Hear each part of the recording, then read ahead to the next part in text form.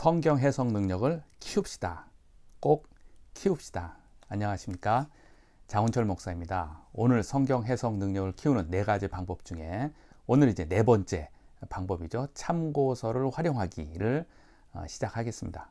좋은 참고서를 잘 활용하는 것도 성경 해석 능력을 키우는 좋은 방법 중에 하나이죠. 참고서를 활용하자라고 했을 때 우리는 흔히 이제 주석서를 떠올릴 수가 있습니다. 주석서 좋죠. 좋은 주석은 아주 좋습니다. 근데 이제 제 개인적인 의견인데요. 주석서를 고르고 선택할 때에 한 사람이 전 권을 다 쓴 것은 좀 피하는 게 좋겠다라는 생각입니다. 그러니까 창세기서부터 요한계시록까지 한 사람이 전부 다 그 주석을 한 것은 가능한 대로 좀 피했으면 좋겠고요. 각 분야의 각 성경, 창세기면 창세기, 뭐 요한계시록이면 요한계시록, 각 분야의 전문가들이 있습니다. 그분들이 쓴 책들을 보는 것이 좀 더 좋겠다고 싶습니다. 또 신학적인 경향도 잘 따져봐야 되겠죠. 저는 물론 이제 개혁주의적인 신학 성향을 이제 지향합니다. 개혁주의라고 하는 것은 무슨 말입니까? 성경이 최고의 권위를 가지고 있다라고 하는 데에 중점을 두지 않습니까? 특별히 그 신비주의적인 경향이나 자유주의적인 신학이 있는 것은 좀 피하는 게 좋겠다 싶습니다. 그 다음에는 주석서를 고를 때에 최신 정보들이 많이 담겨져 있고 또 자유주의 신학이나 아까 얘기했던 신비주의 신학을 배격한 가운데에 다른 어떤 신학적인 경향들도 잘 설명하고 있는 것들이 있으면 아주 좋을 것 같습니다. 그래서 주석서라고 하면 오늘날 이제 흔히 잘 보고 있는 그 WBC 주석이라고 하는 것이 있습니다. 제 책꽂이 뒤에 있는 요것이 이제 WBC 주석이죠. WBC 주석 좋습니다. 이거나 또는 이제 부흥과 개혁사에서 나오는 ESV 스타디 바이블 같은 것이 이제 추천할 만합니다. 제 개인적인 의견입니다. 또 이제 조이북스에서 나온 최근에 나오죠. 다분히 최근에 나왔으면 2019년에 아마 나온 것 같은데요. 신구약 어떻게 해석할 것인가 라고 하는 것도 좋은 참고서 중에 하나이겠다 싶습니다. 또 이러한 주석서 보는 것뿐만 아니라 우리는 사전류들도 참고하면 아주 좋습니다. 뭐 흔히 우리가 보고 있는 국어사전, 영어사전, 뭐 이것은 뭐 종이로 된 두꺼운 사전도 있겠지만 요즘에는 뭐 컴퓨터에 다 나와 있지 않습니까? 그뿐만 아니라 이제 성경 공부할 때에는 헬라어 사전이나 히브리어 사전도 있으면 아주 좋습니다. 유용합니다. 그리고 이제 우리가 잘 활용하고 있는 지도 있잖아요.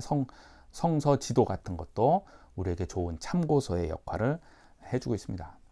오늘 강의는 이러한 그 참고서 활용하기 중에서 주석서들을 보는 것은 우리가 각자 이제 살펴보면 되죠. 읽어보면 됩니다. 좋은 주석서만 잘 선택해서 활용하면 됩니다.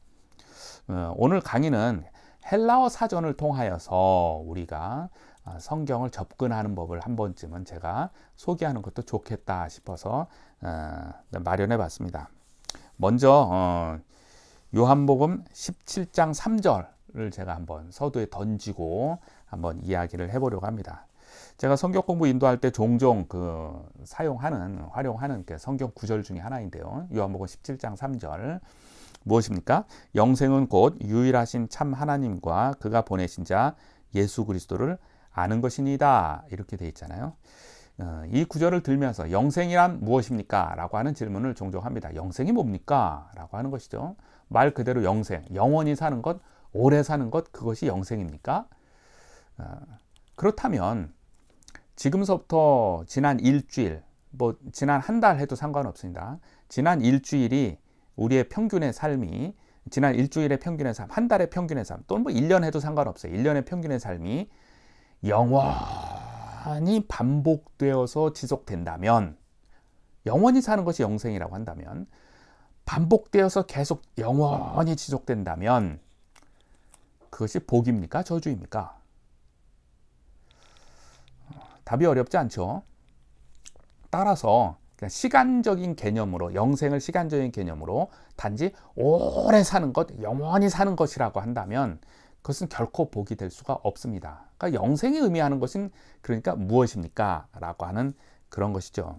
그것에 대해서 요한복음 17장 3절은 우리에게 귀중한 말씀을 전해주고 있습니다. 영생이란 뭡니까? 영생은 곧 유일하신 참 하나님과 그의 보내신 자 예수 그리스도를 아는 것이라고 나왔어요. 아는 것. 영어 성경에 보니까 이제 know라고 하는 우리의 잘 알고 있는 단어가 쓰여져 있죠. 헬라어 성경을 보니까 기노스코라고 하는 단어가 쓰여졌어요. 오늘 본문에서는 기노스코신이라고 되어 있는데 문법적인 설명은 하지 않겠습니다. 그냥 기노스코라고 하는 원래의 단어로만 설명을 하겠습니다. 기노스코라고 하는 단어가 쓰여졌어요. 이 단어가 뜻하는 바가 무엇인가 하는 것입니다.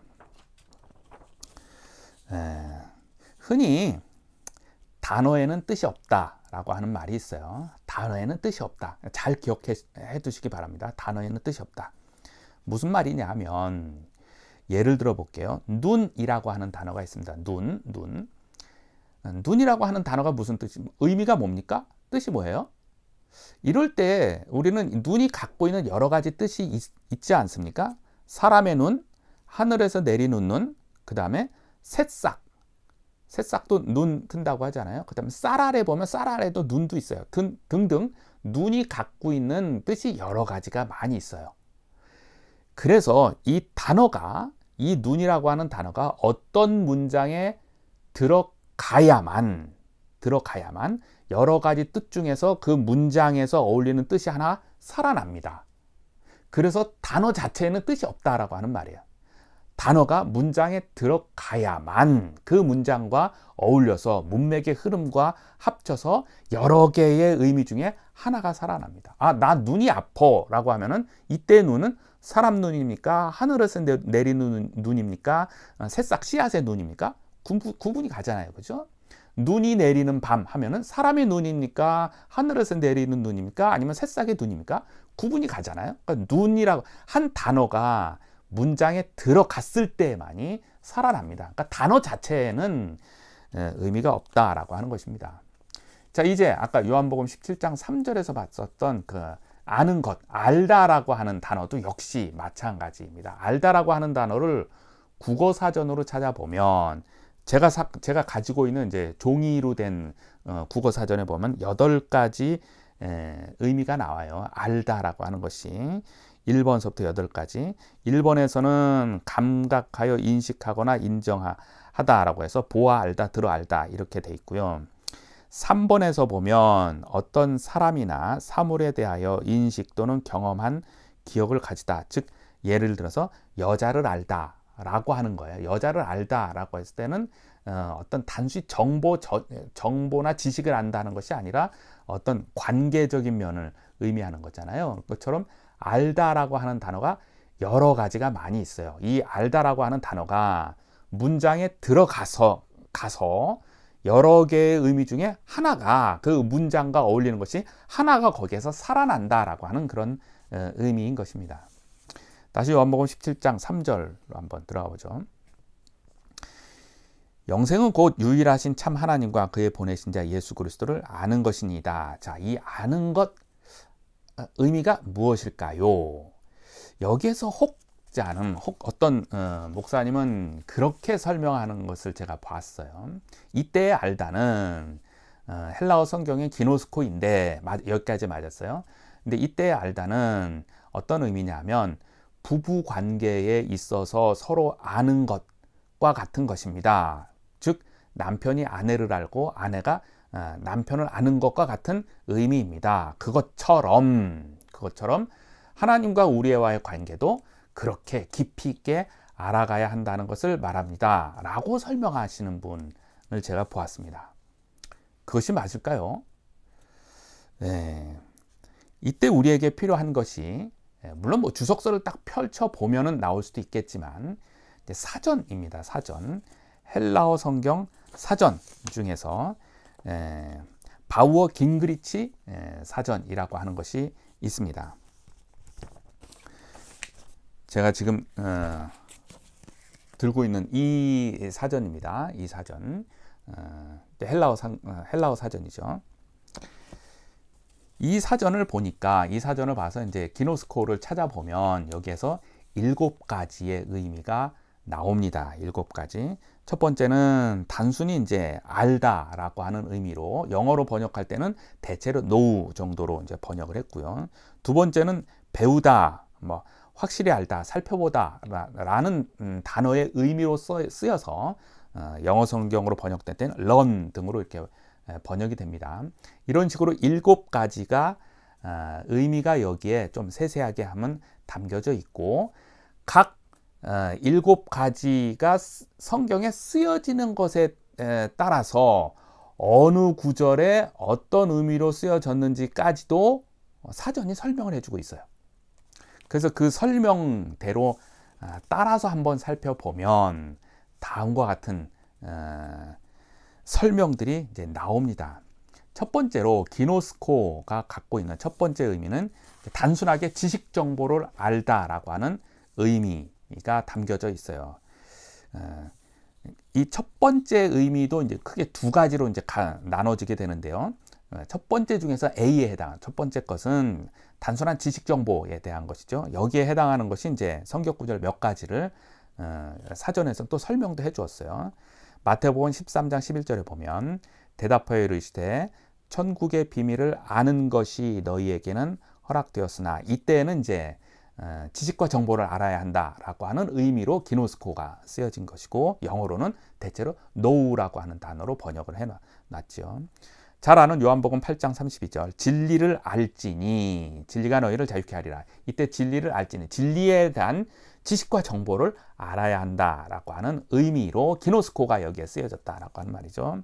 그 다음에 사도행전 1장 7절에 이르시되 때와 시기는 아버지께서 자기의 권한에 두셨으니 너희의 알 바가 아니다 라고 하는, 이때의 알다라고 하는 것도 기노스코로 쓰여졌는데, 여기는 지식과 정보에 대해서 너희가 그것을 알 필요가 없다라고 하는 그러한 의미이죠.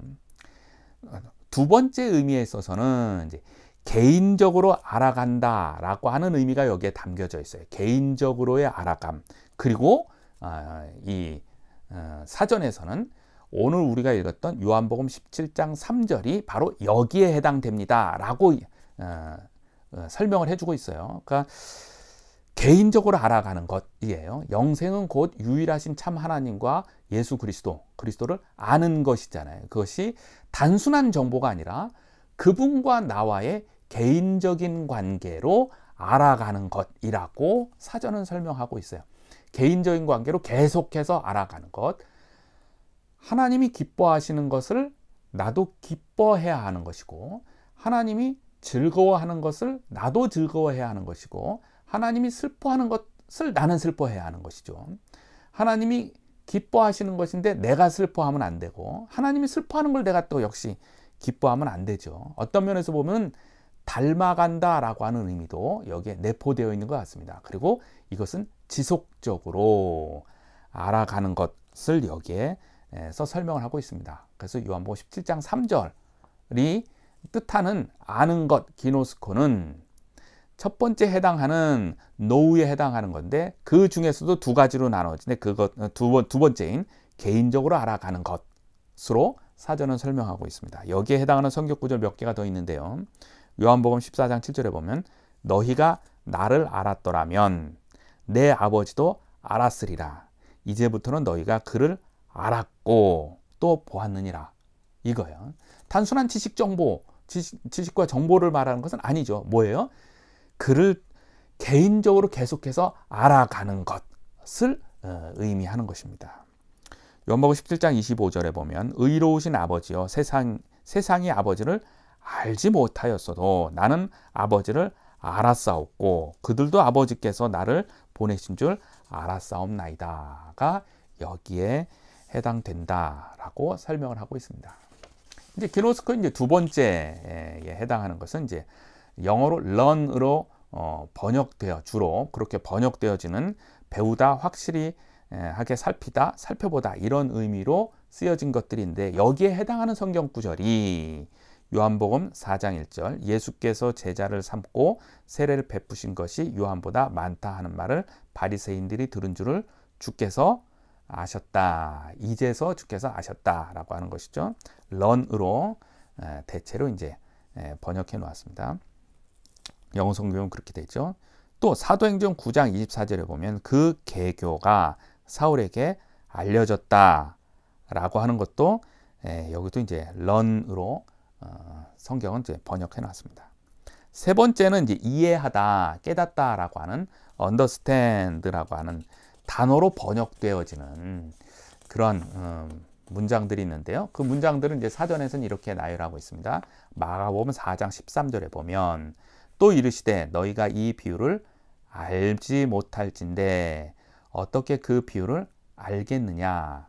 너가 그것을 배우지 못했는데 어떻게 그것을 배울 수가 있겠느냐. 그런 의미로 이해한다라고 하는 의미로 understand라고 번역을 해 놓았습니다. 요한복음 3장 10절에도 예수께서 그에게 대답하여 이르시되 너는 이스라엘의 선생으로서 이러한 것들을 알지 못하느냐? 이해하지 못하느냐? 이런 의미로 설명하고 있습니다. 네 번째는 인식하다, 주시하다, 파악하다, 깨닫다 뭐 이런 의미로서의 기노스코가 사용된 예를 말하고 있습니다. 마태복음 22장 18절에 보면 예수께서 그들의 악함을 아시고 인식하시고 그렇죠? 영어 성경에 보니까 realize라고 되어 있잖아요. 인식하시고 이르시되 외식하는 자들아 어찌하여 나를 시험하느냐 이런 부분이죠. 그래서 기노스코가 이제 인식하다라고 하는 의미로 쓰여졌다라고 하는 것입니다. 누가복음 8장 46절에 보면 예수께서 이르시되 내게 손을 댄 자가 있도다. 이는 내게서 능력이 나간 줄 알미로라. 기노스코라고 쓰여진 것이 여기서는 이제 인식하다라고 하는 그런 의미로 쓰여졌습니다. 다섯 번째가 이제 아까 처음에 얘기했던 내용이 한번 나옵니다. 다섯 번째가 완곡어법으로 쓰여진 것, 즉 성관계를 에둘러서 표현한 완곡하게 표현한 것으로서의 기노스코가 쓰여진 것들을 말합니다. 헬라어 성경에 보면 마태복음 1장 25절에 보면 여기에 이제 기노스코가 쓰여졌죠. 밑줄 친 부분이 기노스코가 문법적인 설명은 생략하겠습니다. 기노스코가 여기에 쓰여져 있는데 이것에 대한 킹 제임스 버전의 번역은 그냥 단순한 know라고 해놨어요. know라고 해놨어요. 그러니까 여러분들이 그 뜻을 의미하는 바는 여러분들이 알아서 하시고 우리는 그냥 직역 번역으로 그냥 그렇게 번역하겠다라고 하는 것이 이제 킹 제임스 버전이잖아요. 한글 성경에서는 그 기노스코, 이때 쓰여진 기노스코가 아들을 낳기까지 동침하지 아니하더니 라고 해놨어요. 그러니까 부드럽게 완곡해서 표현해냈다라고 하는 거죠. 동침하지 아니하였다라고 하는 것이죠. 재밌는 설명을 계속해서 보겠습니다. NIV에서는 이 부분을 did not consummate their marriage 이렇게 해놨어요. 그러니까 뭐예요? 번역을 하면 신방을 차리지 않았다 이렇게 표현해놨고 NASB에서는 kept her a virgin 해가지고 뭐예요? 처녀성을 지켜주었다 이렇게 표현을 해놨어요. 아주 번역하는 자들도 좀 고민을 많이 했겠죠. 이것을 어떻게 좀 부드럽게 표현해낼 것이냐라고 하는 그런 의미로 고민을 한 흔적들이 좀 보이게 됩니다. 구약 성경의 예를 한 번 더 보겠습니다. 완곡어법에 대한 구약 성경의 예를 알다라고 하는 안다라고 하는 그러한 의미에서의 구약 성경의 단어는 야다라고 하는 의미가 있어요. 야다라고 하는 말이 있어요. 단어가 먼저 창세기 4장 1절을 한번 보겠습니다. 창세기 4장 1절에 보면 아담이 그의 아내 하와와 동침함에 하와가 임신하여 가인을 낳고 이런 부분이 나옵니다. 그래서 한글 성경에는 동침함에라고 이렇게 나왔잖아요. 아까 얘기한 대로 이때에 쓰여진 히브리어 단어는 야다인데 이 야다를 70인역에서 헬라어로 번역할 때 70인역에서는 역시 기노스코라고 번역을 해놨어요. 그리고 이제 이 부분에 대해서 킹 제임스 버전에서는 역시 직역 성경이죠. 노우라고 하는 단어로 그냥 그대로 번역을 해놨어요. 그 의미에 대해서는 여러분들이 알아서 하십시오. 이런 의미죠. 창세기 1장 4장 1절에서는 킹 제임스 버전과 RSV에서는 그냥 노우라고 번역을 해놨어요.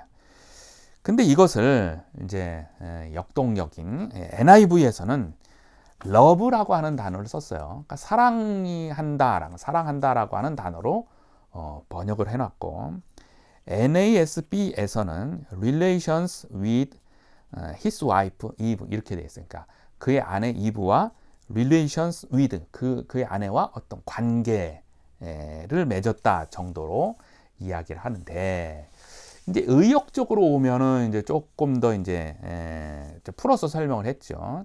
NLT를 보니까 sexual relations with his wife 그의 아내와 성관계를 맺었다 이렇게 의미를 듬뿍 주어서 번역을 해 놓았습니다. 그러니까는 히브리 성경에 야다라고 하는 것이 헬라어 70인역에서는 기노스쿠라고 했는데 이것이 말하는 의미는 성관계를 가졌다라고 하는 그런 뜻이라는 이야기죠. 즉 부부간에 그의 아내와 남편이 부부간에 성관계를 가졌다 이런 것인데, 아까 처음에 요한복음 17장 3절에서 아는 것이다 라고 하는 표현을 어느 분께서 부부간의 관계로 했다라고 했잖아요.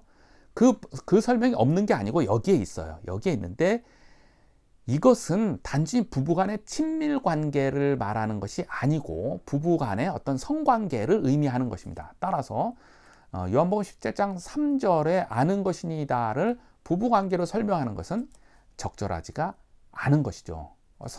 분명히 사전에서도 그걸 설명하고 있지는 않습니다. 그래서 아까 얘기한 대로 개인적으로의 깊이 있게 알아감, 그것이 사전에서 설명하고 있는 요한복음 17장 3절의 기노스코가 담고 있는 의미다라고 하는 것입니다. 여섯 번째는 이제 자세히 알아간다라고 하는 뜻이 있습니다. 마음이나 뜻이나 죄, 은혜 등의 명사와 함께 쓰여서 자세히 알아간다라고 하는 의미가 좀 더 풍성하게 살아나는 그러한 예로서 누가복음 16장 15절 예수께서 이르시되 너희는 사람 앞에서 스스로 옳다 하는 자들이나 너희 마음을 하나님께서 아시느니라. 자세히 안다라는 얘기죠. 사람 중에 높임을 받는 그것은 하나님 앞에 미움을 받는 것이니라. 또 로마서 2장 18절에 보면 율법의 교훈을 받아 하나님의 뜻을 알고, 이때도 마찬가지고요. 고린도후서 5장 21절 하나님이 죄를 알지도 못하신 이를, 이때 쓰여진 것이 이제 여섯 번째 의미다라고 하는 것입니다. 일곱 번째는 이제 인정하다라고 하는 의미도 담겨져 있습니다. 인정하다, 기노스코가 마태복음 7장 23절에 보면 그때 내가 그들에게 밝히 말하되 내가 너희를 도무지 알지 못하니 불법을 행하는 자들아 내게서 떠나가라 이렇게 말씀하잖아요. 이때 내가 너희를 도무지 알지 못하니 라고 했을 때 도무지 알다, 이때 알다가 지식 정보라고 한다면 내가 너희를 도무지 너희에 대한 지식과 정보와 너희에 관한 어떠한 내용도 알지 못하니까 불법을 행하는 자가 다 떠나가라, 이런 의미가 되잖아요. 이것은 예수님께서 거짓 선지자 노릇을 하는 이들을 향해서 책망하시는 말씀인데, 예수님께서 그 거짓 선지자 노릇하는 이들에 대한 지식과 정보를 모른다고요? 그러면은 전능하시고 전지하신 하나님의 이미지가 손상이 되지 않습니까? 그러니까 그건 맞지 않아요. 그들에 대한 지식이 없다는 말씀이 그런 것은 아닙니다. 또 하나님은 그들의 속까지도 꿰뚫고 계시는 분이시죠. 그들과 깊이 있는 교제를 하지 못했다는 그런 것 역시도 아닙니다. 이때는 그들을 인정하지 않겠다라고 하는 의미가 담겨져 있다라고 하는 것입니다. 이것이 이제 사전에서의 설명입니다. 또 요한복음 1장 10절에 보면 그가 세상에 계셨으며 세상은 그로 말미암아 지은 바 되었을 때 세상이 그를 알지 못하였고, 세상이 그를 알지 못한다. 그것은 세상이 그를 인정하지 않았다라고 하는 의미라는 말이죠. 세상이 예수님을 인정하지 못했습니다. 인식하지 못했습니다. 그래서 NIV에서는 recognize라고 번역을 해 놓은 것입니다. 이와 같이 알다라고 하는 단어가 갖고 있는 의미가 사전에서는 7가지로 풍성하게 설명을 하고 있습니다. 이 기노스코가 어느 문장에 들어가느냐에 따라서 이 7가지 중에서 어떤 의미가 살아나게 되는 것입니다. 그죠? 그래서 그 의미대로 그 문장을 해석할 때에 하나님의 말씀이 좀 더 하나님의 말씀답게 풍성한 의미로 우리에게 주신다라고 하는 것입니다. 단어에는 뜻이 없습니다. 그 단어가 문장 안에 들어갈 때, 그런 문맥을 통해서 읽혀질 때에 그 단어가 갖고 있는 여러 가지 뜻 중에서 하나가 불쑥 튀어나와서 그 문장을 설명해 주게 된다라고 하는 것입니다. 그래서 이렇게 참고서를 활용하는 것 중에서 헬라어 사전이라는 것도 있고, 그 사전을 통해서 살펴보면 성경을 해석할 때 좀 더 풍성한 의미로 우리가 이해할 수 있겠다라고 하는 것입니다. 이것을 통하여서 우리의 성경 해석 능력이 날이 갈수록 풍성하게 넓어졌으면 하는 마음입니다. 오늘은 여기까지입니다.